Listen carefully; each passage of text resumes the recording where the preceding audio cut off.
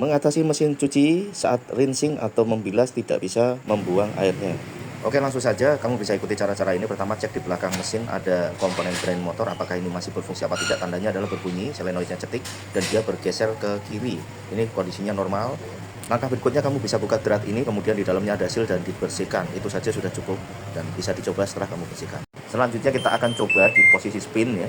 Kita start di posisi spin dan hasilnya sudah berhasil. Oke. Jika dengan cara ini ternyata masih belum cukup, kamu bisa perhatikan satu hal lagi, yaitu di pipa pembuangan ini kamu bongkar, ada 2 baut di sana. Kemudian pastikan lubang ini tidak terganjal kotoran. Biasanya kain ataupun koin terganjal di sana. Lalu kamu bersihkan ganjalan tersebut dan bisa dicoba kembali. Selamat mencoba.